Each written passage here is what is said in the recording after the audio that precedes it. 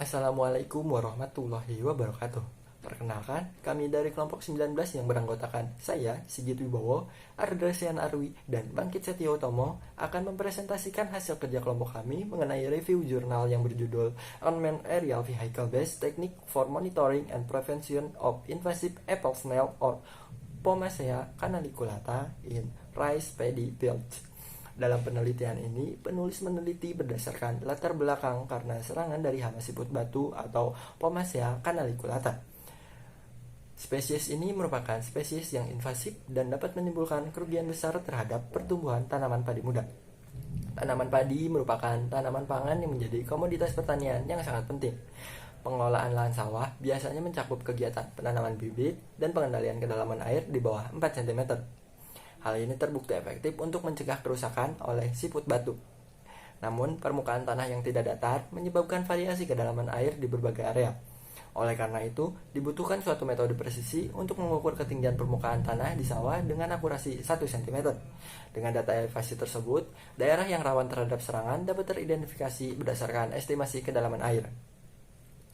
Penelitian ini memiliki beberapa tujuan. Yang pertama, mengembangkan metode berbasis UAV untuk menilai ketinggian lahan dan memperkirakan kedalaman air, sehingga memungkinkan identifikasi secara akurat di wilayah yang rawan terkena serangan hama siput batu.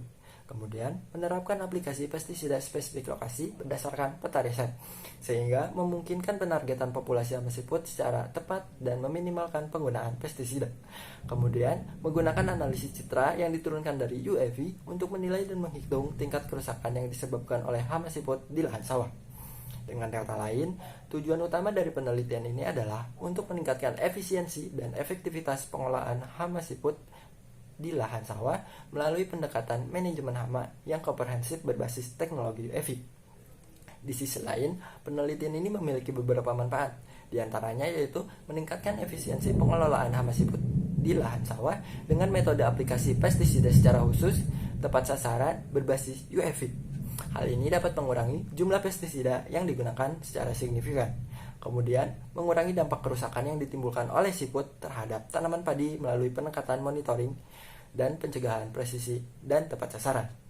Kemudian, menyumbang pengembangan ilmu pengetahuan dan teknologi presisi, khususnya aplikasi berbasis drone untuk pengelolaan hama secara spesifik lokasi. Dan yang terakhir, menjadi rujukan bagi penelitian selanjutnya tentang manajemen hama berbasis UAV dan sensorik jarak jauh untuk meminimalkan dampak hama terhadap budidaya pertanian. Tempat penelitian ini dilaksanakan di dataran Saga bagian selatan Jepang dengan 3 lokasi yang berbeda. Masing-masing lokasi memiliki 2 titik sampel pengambilan data dan suhu rata-rata tahunan pada tempat ini ialah 17,4 derajat Celcius. Pengambilan pada lokasi pertama dilakukan pada tanggal 26 Juni 2023, lokasi kedua pada tanggal 24 Juni 2023, dan pengambilan data pada lokasi ketiga dilakukan pada 22 Juni 2023. Alat yang digunakan ialah UAV dengan model NAL JZ dan Agres T10 serta RTK UAV. Bab 3, yaitu hasil dan pembahasan. Yang pertama ada hasil penelitian, yaitu implementasi aplikasi drone lokasi spesifik. Pada pembahasan ini, peta menampilkan garis warna dan kontur 5 cm, sehingga memberikan representasi intuitif tentang distribusi perbedaan ketinggian dan menawarkan wawasan berharga guna mengambil keputusan dalam penggunaan insektisida. Berdasarkan nilai ambang batas ini, area yang membutuhkan aplikasi insektisida dapat ditandai dengan mengubah peta sel menjadi grid berukuran 1 meter yang biasa disebut peta prescription.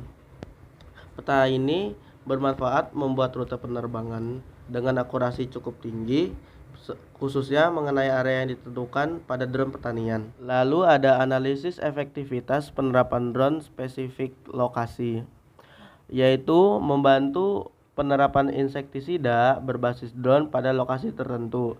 Dinilai kurang lebih 1 minggu sebelum tahap risk heading. Jangka waktu ini dipilih secara strategis karena memberikan jangka waktu evaluasi yang optimal. Pada titik ini, tanaman padi yang mengalami kerusakan parah kemungkinan besar tidak akan pulih, dan cabang serta daun yang tumbuh dengan baik akan secara efektif menutupi jarak tanam dan baris normal. Yang kedua yaitu pembahasan dan diskusi. Keakuratan dalam mengidentifikasi area dengan resiko kerusakan tinggi sangat penting bagi keberhasilan peta prescription untuk aplikasi berbasis drone.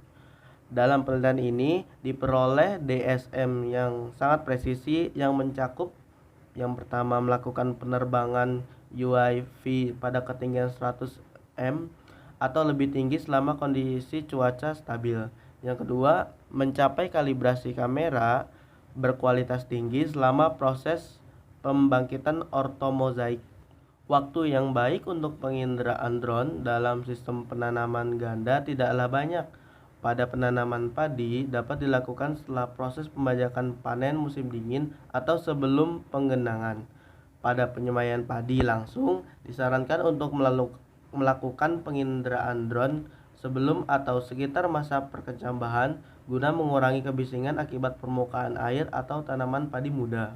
Berdasarkan hasil penelitian, masih terdapat kekurangan mengenai aplikasi spesifik lokasi atau tingkat variabel dengan drone pertanian akibat terbatasnya ketersediaan model drone yang mampu melakukan penerapan yang tepat. Dalam penelitian ini tidak melakukan survei hasil panen dikarenakan terdapat beberapa area yang mengalami kegagalan panen akibat tingkat kerusakan atau tidak tertanam padi. Sebaliknya, dalam penelitian ini menghitung beberapa besar kehilangan tanaman padi yang terjadi akibat serangan hama siput apel. Penelitian ini dapat membuktikan bahwa aplikasi insektisi berbasis drone yang spesifik untuk beberapa titik lokasi merupakan strategi yang layak dan efisien untuk mengurangi kerusakan sawah yang disebabkan oleh hama siput batu atau Pomacea caneliculaata. Namun, terdapat beberapa kekurangan dalam penelitian ini. Di antaranya ialah tidak melakukan survei langsung terhadap hasil panen yang sebenarnya dan tidak menghitung kerugian yang disebabkan oleh hama serta biaya yang diperlukan untuk melakukan analisis lahan. Harapannya hal ini dapat diperbaiki dan dikembangkan ke depannya. Terima kasih.